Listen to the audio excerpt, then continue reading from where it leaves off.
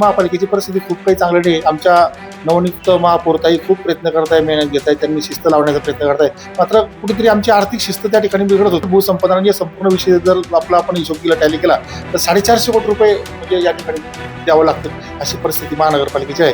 आणि इतके जर पैसे दिले तर विकास करायचा कुठे? भूतकाळामध्ये जी न्यायालयीन लढा ज्या प्रकारे लढायला पाहिजे होता तसा लढला गेला नाही. जळगाव महानगरपालिकेवर सलग दुसऱ्यांदा भारतीय जनता पक्षाचा झेंडा फडकलेला आहे. पहिल्या पंचवार्षिकमध्ये जळगाव महानगरपालिकेचं राजकारण बऱ्याच नकारात्मक गोष्टींमुळे चर्चेत राहिलेलं होतं.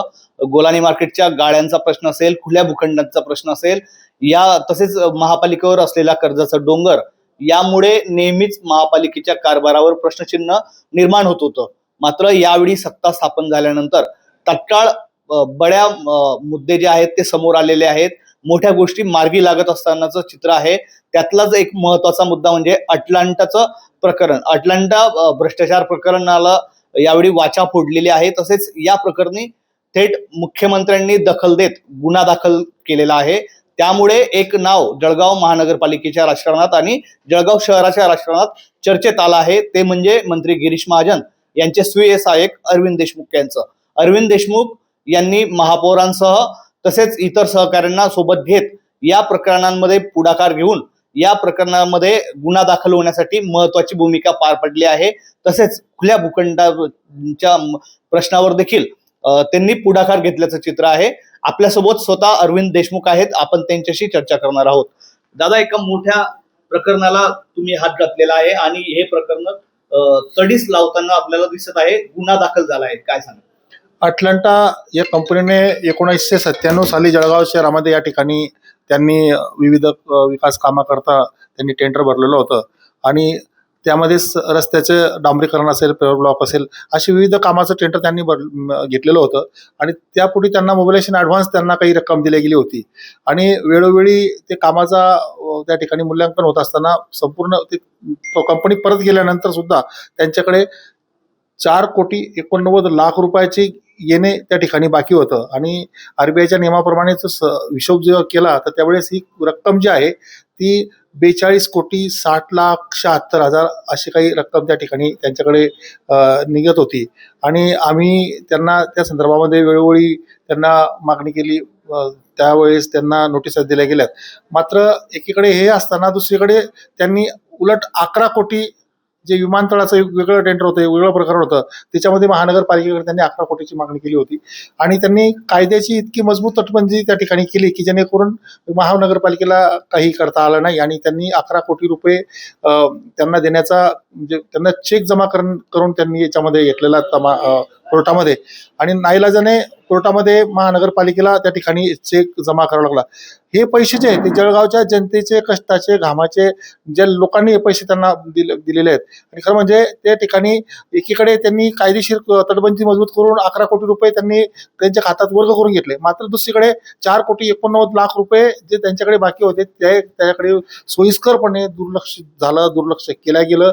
आणि ज्यावेळेस आम्ही प्रकरण शोधून काढलं, 2-3 दिवस आम्ही काही छाननी केली आणि त्यानंतर आमचं लक्ष झालं की या ठिकाणी यांच्याकडे आपले पैसे बाकी आहे.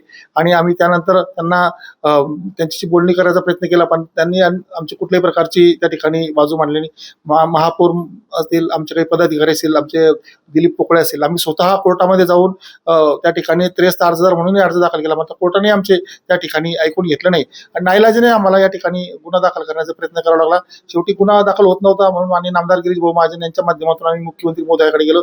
मुख्यमंत्री मोदयांनी या प्रश्नाची अतिशय गंभीरपणे दखल घेतली आणि त्यावेळी तात्काळ महापालिका आयुक्त ज्ञानेश्वर ढेरे साहेब यांना त्यांनी गुन्हा दाखल करण्याचे आदेश दिले.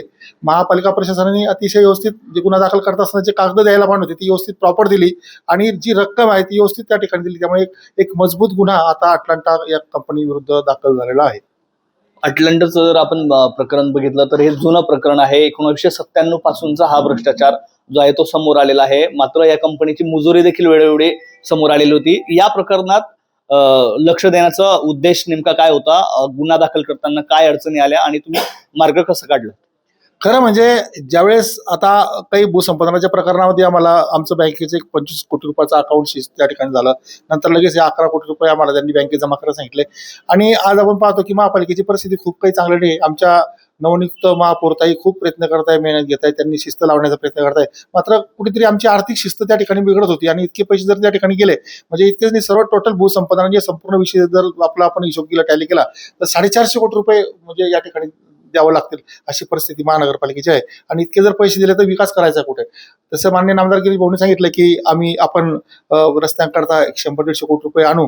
मात्र इतके हक्काचे पैसे जर गेले आम्ही तर मग विकास म्हणजे कसा व्हायचा? आणि म्हणून कुठेतरी ज्या ठिकाणी भूतकाळामध्ये जी न्यायालयीन लढा ज्या प्रकारे लढायला पाहिजे होता तसा लढला गेला नाही. आणि म्हणून म्हणजे जुन्या काळामध्ये जुन्या प्रशासनातल्या ज्या काही घडामोडी असतील किंवा जे दुर्लक्ष काही विषय असतील आणि म्हणून आम्ही नवीन सर्व बॉडीने ठरवलं की आता आपण या प्रक्रियेमध्ये एकदम ताकदीने उतरायचं आणि आम्ही सर्व या विषयाचे सर्व एकत्र येऊन माननीय महापौरांच्या नेतृत्वामध्ये, माननीय राजूमामांच्या नेतृत्वामध्ये, माननीय नामदार गिरीश भाऊंच्या मार्गदर्शनाने आम्ही काम करत आहोत. भूखंडांचा प्रश्न जो आहे तो देखील अनेक वर्षांपासून रेंगाळलेला आहे.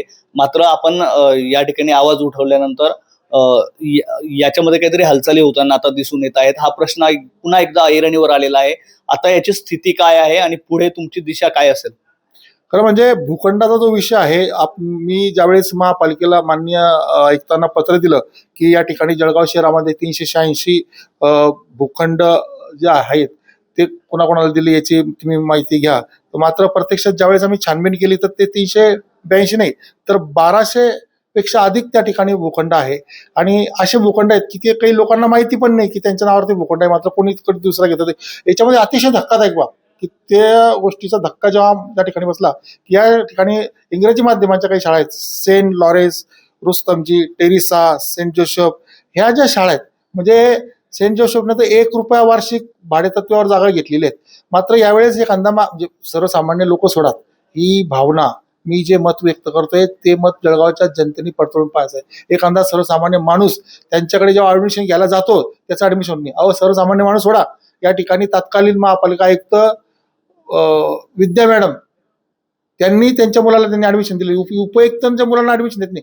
या ठिकाणी म्हणजे अशा प्रकारची मजुरी या इंग्रजी माध्यमांच्या शाळेच्या आहेत आणि कोट्यवधी रुपयाची जागा ही महापालिकेची हडप करून बसलेली आहे.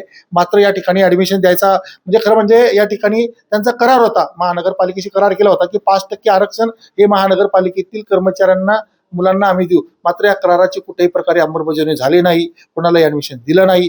फक्त धनधानग्यांच्या मुलांकरता जे लाखो रुपयाचं त्यांना डोनेशन देतात अशा लोकांकरता त्या ठिकाणी म्हणजे या ठिकाणी. आणि म्हणून आम्ही या ठिकाणी निर्णय घेतला की या ज्या शाळा आहेत आमच्या हद्दीमधल्या सर्वांची चौकशी झाली पाहिजे. माननीय महापौर, माननीय आमचे आमचे सभापती स्थायी समितीचे चंद्रशेखर पाटील यांनी सर्वांनी निर्णय घेतला या ठिकाणी आपल्या ज्या शाळा आहेत, आमच्या 20-25 शाळा आहेत, या संपूर्ण शाळा आता इंग्रजी माध्यमाच्या करायच्या, यांनी सेमी माध्यमाच्या करायच्या. आणि हे करत असताना कुठेतरी अनेक वर्षांपासून जळगावकरांना जे छळतायत, जळगावकरांना लुटतायत आणि जे सर्व त्यांनी आतापर्यंत ओरडून घेतलेलं आहे ते सुद्धा परत देण्याची जबाबदारी त्यांची आहे. आणि म्हणून आगामी काळामध्ये महानगरपालिकाकडे, माननीय महापौरांकडे आणि आयुक्तांकडे सर आमचा आग्रह असेल की या लोकांना कुठेतरी आता शासन झालं पाहिजे, याकरता आमची लढाई असणार आहे. यावेळी महापालिकेत युतीची सत्ता आल्यानंतर कुठेतरी महापालिकेतले जे पदाधिकारी आहेत ते ऍक्शन मोडवर आल्याचं दिसत आहे. वेगवेगळ्या ठोस कृती होताना दिसत आहेत. यामागे काय रणनीतीचा भाग आहे? खरं म्हणजे बरेच ज्येष्ठ लोक आहेत, पण मात्र आता बरेचसे जे जबाबदाऱ्या दिल्या गेल्या आहेत. महापौर या ठिकाणी जळगाव शहरामध्ये युवा आहेत, ते तर म्हणजे अक्षरशः म्हणजे सकाळी 8 वाजेपासून तर रात्री 9-9:30 पर्यंत काम करतात. यांचे आमचे सभापती महोदय आहेत, ते सभापती महोदय सुद्धा रात्रंदिवस या ठिकाणी काम करतात. आमच्या शिवसेनेचे उपमहापौर आहेत, ते सुद्धा काम करतायत. हे सर्व लोक जे आहेत नवीन लोक आहेत. आम्ही नवीन उत्साहाने, नवीन जोशाने काहीतरी करायचं आहे या जळगाव शहराला, आम्हाला काहीतरी बदलायचं याकरता आमचा प्रयत्न. या ठिकाणी सहकाराची जी चळवळ सुरू केली डॉक्टर अविनाश आचार्य यांनी म्हटलं होतं, समाजावर आईसारखं प्रेम करावं आणि त्या भावनेतून समाजाकरता काम करण्याची आमची मानसिकता आहे, आमची भूमिका आहे. जळगावकरांना खुले भूखंड असेल, अटलांटा प्रकरणात अरविंद देशमुख आघाडीवरती दिसले, आणखी भविष्यात कुठल्या प्रकल्पांवरती काम करण्याचा तुमचा मानस आहे? ज्या ज्या ठिकाणी चुकीचं घडेल त्या ठिकाणी आम्ही उभे राहू. या ठिकाणी अपघाताने नगरसेवक झालेला मी कार्यकर्ता आहे. आयुष्यातही कधी स्वप्न पडलं नव्हतं की मी नगरसेवक होणार आहे आणि भविष्यात मी नगरसेवक होईल याची कुठली गॅरंटी, इथली कुठली शाश्वती नाही. मिळालेले 5 वर्ष एकदम गाजतील. सर्वसामान्य लोकांचा हक्काचा जो काही विषय असेल तो बुलंद करण्याचा, त्यांचा आवाज बुलंद करण्याचं काम हे 5 वर्ष अविरतपणे आम्ही करत राहू. निश्चितपणे या ठिकाणी महापालिकेतली सर्व फळी जी आहे ती तरुण फळी आहे. त्यानिमित्ताने कामं होताना दिसत आहेत. तसंच मिळालेल्या संधीचं सोनं करेल असं प्रतिपादन अटलांटा प्रकरणानिमित्त चर्चेत आलेल्या नगरसेवक अरविंद देशमुख यांनी व्यक्त केलं आहे. भूषण चिंचोरे, नवराष्ट्र, जळगाव.